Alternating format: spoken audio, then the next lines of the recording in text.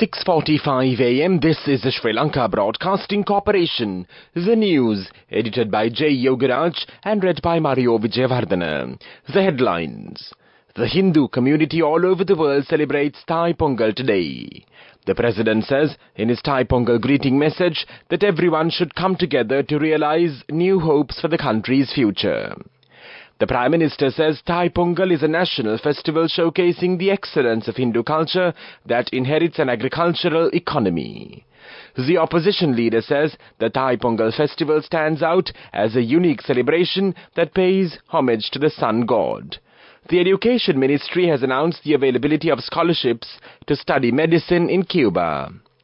The new Indian High Commissioner, Santosh Jha, meets the former president. Angelo Matthews stars in thriller as Sri Lanka Go One Up. The Hindu community across the world, including Sri Lanka, celebrates Thai Pongal today. Pongal is observed by the Hindu community across the world in mid-January every year. It is one of the biggest harvest festivals in India along with Makar Sankranti. One of the most popular festivals in South Asian countries is Pongal, which is celebrated widely by the Tamil community across the globe. As per the Tamil solar calendar, Pongal is celebrated in the Thai month January. It usually falls on the 14th or the 15th of January each year. It is a cultural event that is dedicated to the sun god. It also marks the beginning of Uttarayan, the journey of the sun northwards. President Ranil Wickremesinghe in his Thai Pongal message urged everyone to come together with determination akin to the unity of siblings to realize new hopes for the country's future. Thai Pongal, a vibrant Hindu harvest festival celebrated by the Tamil community worldwide, beckons us into a realm of joy and gratitude, signifying not only the bountiful harvest but also the promise of new beginnings. Embraced within the auspicious month of Thai in the Tamil calendar, this celebration harmonizes with the sun's northward journey, marking the onset of the harvest season. Originating around 1,000 years ago during the Chola dynasty, this festival commemorates the first harvest of the year.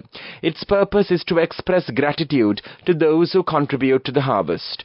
Beyond its agricultural essence, Thai Pongal heralds a fresh start, a time to relinquish the past and welcome new opportunities with unwavering optimism.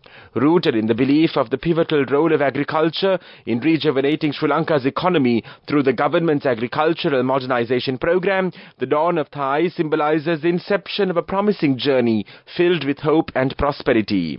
Meanwhile, Prime Minister Dinesh Gunawardena said Thai Pongal, which is a national festival showcasing the excellence of Hindu culture, inherits an agricultural economy, embodies the core values based on peace and unity and compassion.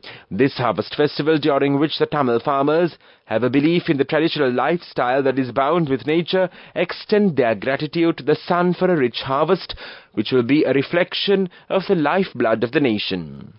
The opposition leader Sajith Premadasa said the Thai Pongal festival stands out as a unique celebration that pays homage to the sun god and symbolizes a profound faith people place in this celestial entity. Thai Pongal, often recognized as a festival bringing positive vibrations to the spiritual way of life in the Hindu community, offers a splendid opportunity to express gratitude for the intricate connection between humans and the natural world. We wish our dear listeners a very happy and prosperous Pongal. A special function to promote reconciliation and religious harmony will be held in the northern province under the patronage of the Minister of Justice Vijayadasa Rajapaksa.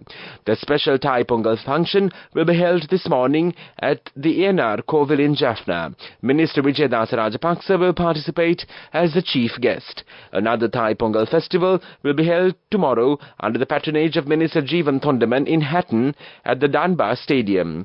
Many Thai Pongal functions are organized island-wide today. This news broadcast comes to you from the Sri Lanka Broadcasting Corporation.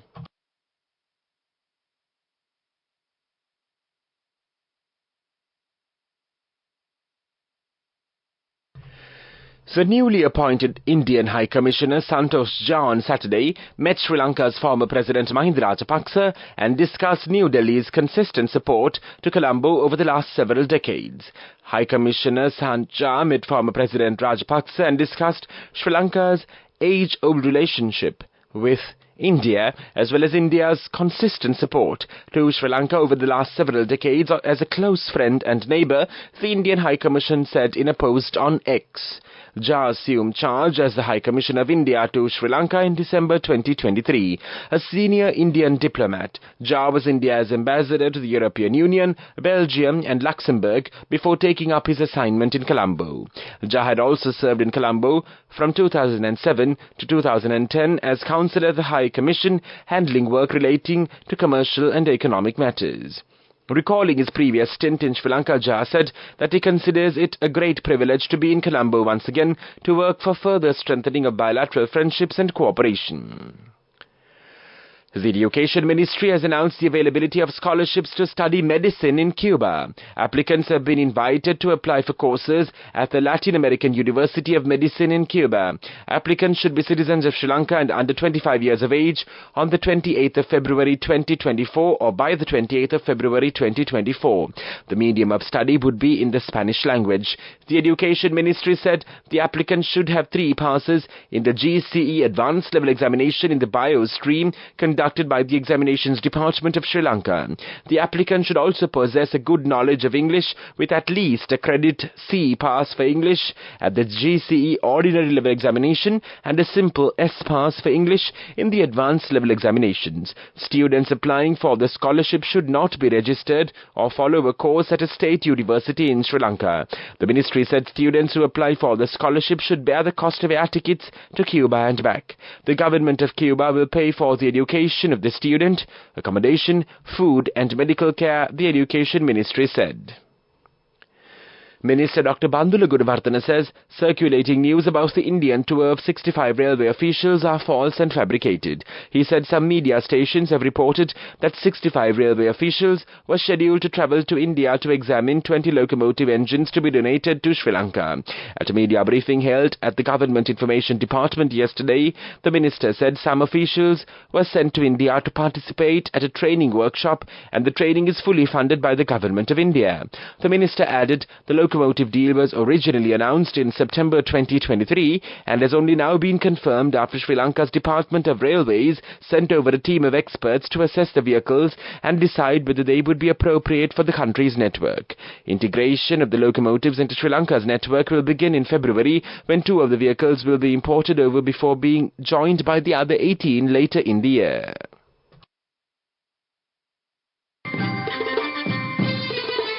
The main news story is brought to you by Sinhala Mahatmya. The National Housing Development Authority commenced the housing loan facilities from this month. Accordingly, the authority plans to provide 1.5 billion rupees as a loan per house. The housing loan facility is provided to public servants covering the whole island. The main news story was brought to you by Sinhala Mahatmya.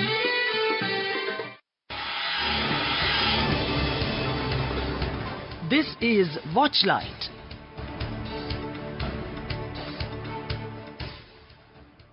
Observing a significant increase in leprosy cases, a total of 1,550 leprosy cases were logged in 2023, with 173 cases being reported among school children. According to the anti-leprosy campaign, the majority of the cases have been reported from the Colombo district, with 315 cases, while 168 and 151 cases have been reported from the Gampaha and Kaluthara districts respectively. In light of the uptick in cases among school children, a nationwide program was initiated at the school level to detect leprosy infections. The anti-leprosy campaign further states that there are 2 types of leprosy spreading in the country, communicable and non-communicable. Unfortunately, of the cases detected, 60% are classified as communicable, indicating a potential higher risk of transmission. Coming up, World News.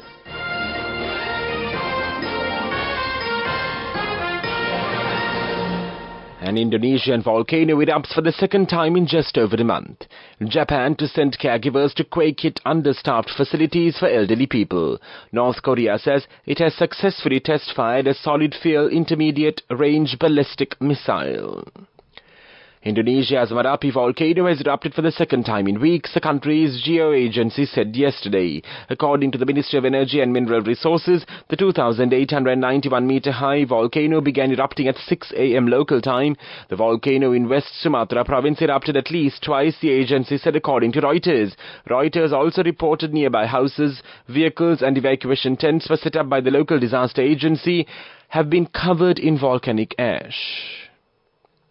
Japan's Welfare Ministry on Monday will start sending caregivers from across the nation to elderly people's facilities in Ishikawa Prefecture that have been understaffed since a devastating earthquake struck 2 weeks ago.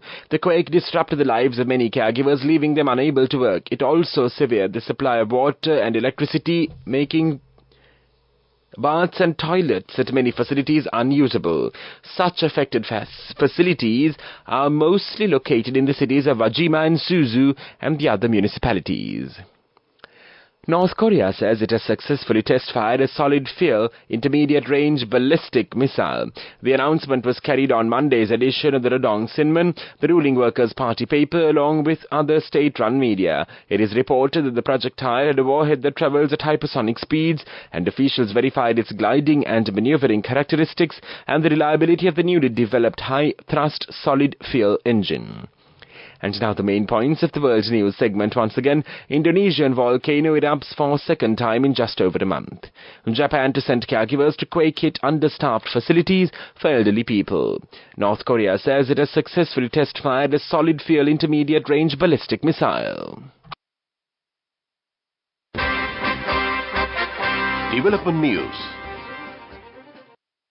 In a bid to enhance financial inclusivity and commemorate International Migrants' Day, the NDB Bank unveiled its latest offering, the NDB Remit Save, on the 18th of December.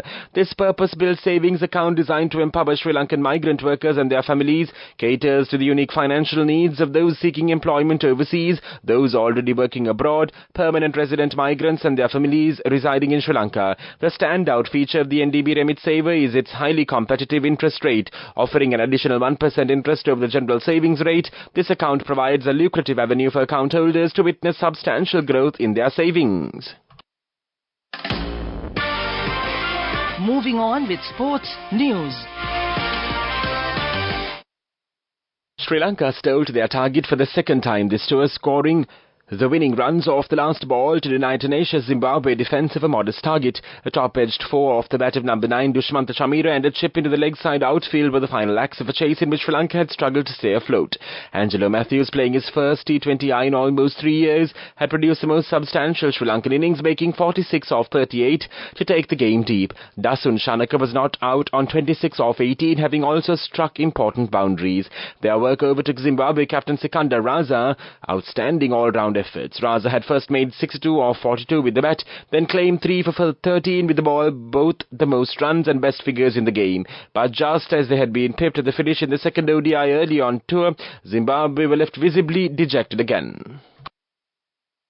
Go ekak thiyana youth eකට life එකේ change එකට නියමෙට set වෙන්න ඇස් වහගෙන දැකපු ගීත හැබැයි කරන්න youth එකට නියමෙට set වෙන friendship එක මෙන්න.